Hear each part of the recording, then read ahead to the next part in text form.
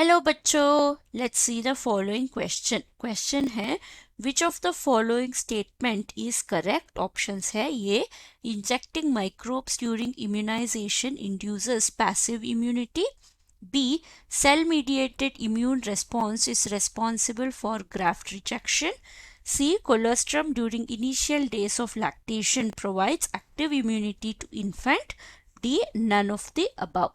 सो इस क्वेश्चन का की कॉन्सेप्ट है हमारा इम्यूनिटी के बारे में या फिर इम्यूनाइजेशन के बारे में। तो इम्यूनिटी का मतलब क्या है? ये एक एबिलिटी होता है हमारे बॉडी का टू फाइट पैथोजेंस। सो इसमें बहुत तरीके का टाइप्स का इम्यूनिटी देख सकते हैं। वो है मेन टाइप जो है वो है इन्नेट इम्यूनिटी, जो हमारे बर्थ से होता है, यानी जेनेटिकली डिटरमाइंड इम्यूनिटी होता है। सेकंड है अडेप्टिव इम्यूनिटी, ये जो है हम अक्वायर करते हैं ओवर द लाइफ टाइम। सो इस अडेप्टिव में हमें दो तरीके का मिलता है, वो है पैसिव इम्यूनिटी और एक है एक्टिव इम्यूनिटी। सो इसमें जो स्ट्रॉन्गेस्ट टाइप ऑफ इम्यूनिटी होता है वो है एक्टिव इम्यूनिटी, जिससे हम हमारा WBC सेल्स से को एक्टिवेट करते हैं।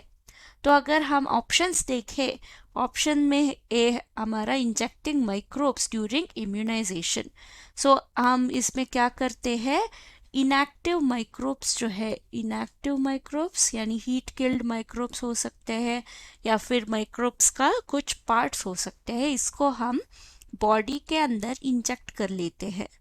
सो इससे क्या होगा, ये जो माइक्रोब्स है ये टेम्पलेट की तरह एक्ट करेंगे और ये स्टिमुलेट कर देंगे हमारा WBC सेल्स को टू प्रोड्यूस एंटीबॉडी प्रोडक्शन के लिए हेल्प कर लेता है। तो इस टाइप ऑफ इम्यूनिटी को हम एक्टिव इम्यूनिटी बोलते हैं। ये जो है हमारा बॉडी में लाइफ टाइम तक रह सकता है, क्योंकि WBC जो है उसमें मेमोरी सेल्स भी बिल्ड हो जाते हैं। सेकेंड टाइप है सेल मीडिएटेड इम्यून रेस्पॉन्स। इसमें सेल मीडिएटेड मतलब WBC सेल्स है, मेनली हमारा B सेल और T सेल्स जो है वो इन्वॉल्व होते हैं।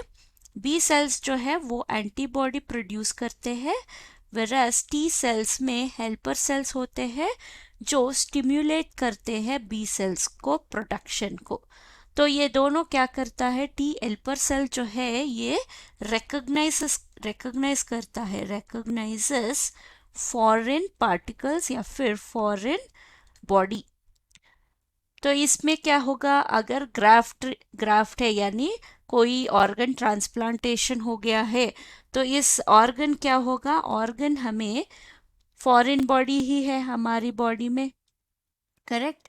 अभी हमारा WBC सेल क्या करेंगे, ये इस न्यू ग्राफ्ट को यानी न्यू बॉडी पार्ट को फॉरेन बॉडी समझ के WBC एक्टिवेट होके एंटीबॉडीज प्रोड्यूस कर लेगा। तो ये क्या करेगा, इससे क्या होगा, इससे ग्राफ्ट जो है यानी ऑर्गन जो ट्रांसप्लांट हुआ था इसका रिजेक्शन हो जाएगा। ग्राफ्ट रिजेक्शन की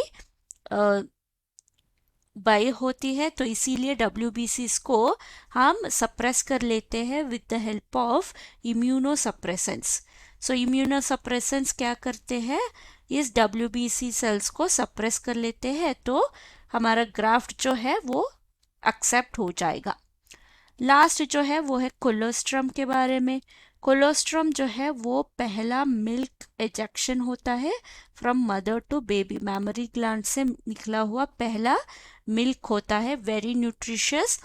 तो इस मिल्क में न्यूट्रिशन के अलावा इसमें एंटीबॉडीज भी होते हैं, न्यूट्रिशन एंड एंटीबॉडी। तो क्या होगा, अगर कोलोस्ट्रम ने हमें बेबी को दे दिया तो एंटीबॉडीज जो है वो भी बेबी को ट्रांसफर कर लेगा।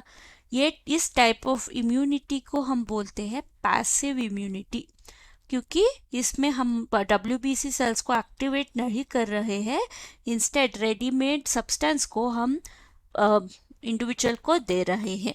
तो हमारा आंसर क्या होगा, इनमें से करेक्ट ऑप्शन जो है वो है option B, Hope you have understood the concept. Thank you and all the best.